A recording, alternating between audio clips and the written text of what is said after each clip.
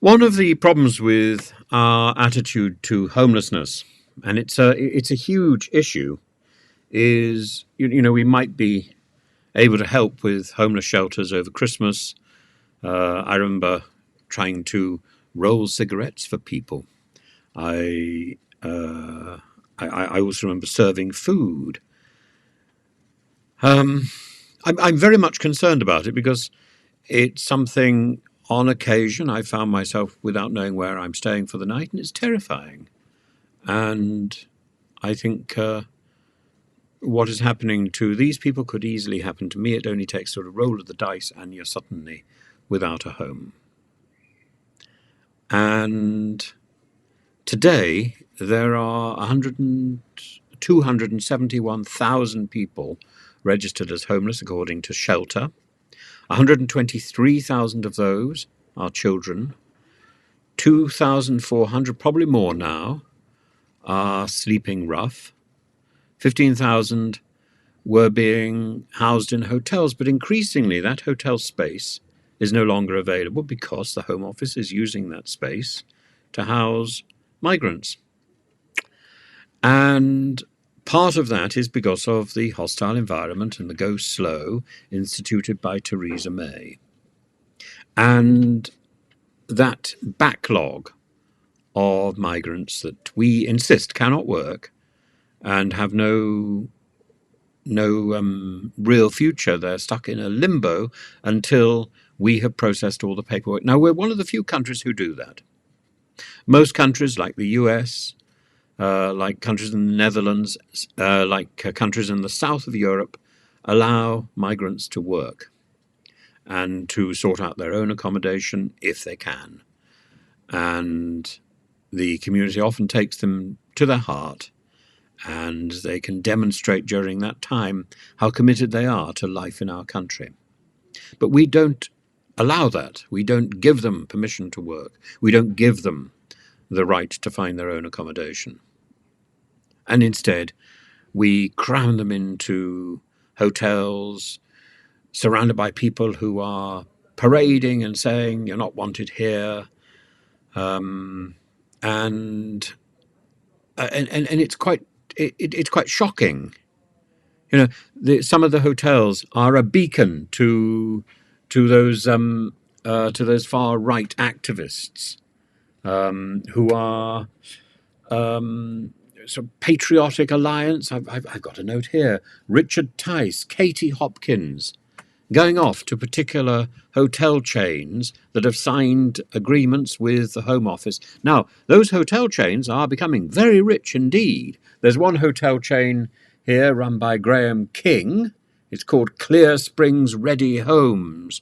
It didn't make that much money in 2021, but in 2022, it recorded profits of 28 million because of its agreement with the Home Office to provide homes for asylum seekers. Well, if it needed so much money and if it had such an opportunity from the Home Office for providing homes for migrants, why wasn't it providing homes for homeless people? All its rooms were not filled, and some of these hotels are squalid, be in no doubt. And yet, the illusion given is that these migrants are being kept in five-star hotels. I think we should be clearing this migrant backlog. I think if we can't clear the migrant backlog, then we have a duty to give people who want to, those migrants who want to, the opportunity to work, to find their own accommodation, to have a sense of honour in their time here. And then, because Suella Braverman has clearly signed long-term contracts with Clear Springs, Ready Homes, and with these other groups, then she should use that hotel space for homeless people. And we should sort out the homeless problem at the same time as sorting out the migrant problem. We can kill two birds with one stone, so to speak. It is absurd that in the 21st century we have a problem with homelessness that is out of all proportion, and at the same time we have a problem with migrants being kept in hotels. It is nonsensical. This is simply there to deflect from the other issues that our government has created, and it is intolerable. We're running out of temporary accommodation because it's getting full. And we're supposed to then think, oh, you're using all that space for homeless people. You're using it for migrants. What complete rubbish. Complete and utter rubbish.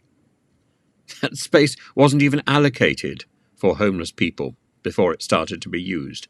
We have so much space. We have so much opportunity.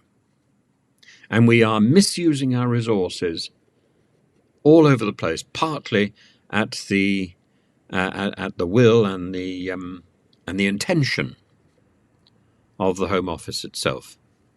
There's nearly 250,000 people who are registered as homeless, and we need to do something about that. There are people coming to our shores who are migrants, and we need to do something about that. But keeping all of these people without hope of a job, of security, without dignity, this is a recipe for disaster. The first thing we must do is to give people, whether they are homeless or migrants, dignity and an opportunity to take control of their own lives, particularly with migrants, to show just how much they are committed to our way of life and to our values.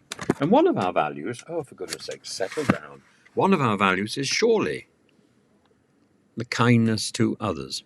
If we can't demonstrate that, and if we can't demonstrate that we are kind to them, how on earth can we expect them to be kind to us or to others? Oddly, I think they probably are. Oddly, they are. And it's our Home Office which is not. Our Home Office is a disgrace. It's got a backlog which is so enormous. We can't transfer the blame of that onto somebody else. That blame belongs to the Home Office, to a lazy, good-for-nothing civil service working in the Home Office that hasn't done its job. If there's not enough civil servants to do that work, then we need to pull them into the Home Office from other places. That backlog must be cleared. And yet we've got people like Jacob Rees-Mogg telling us we've got too many civil servants. If we've got a backlog which is as big as it is, we haven't got enough civil servants. It's as simple as that.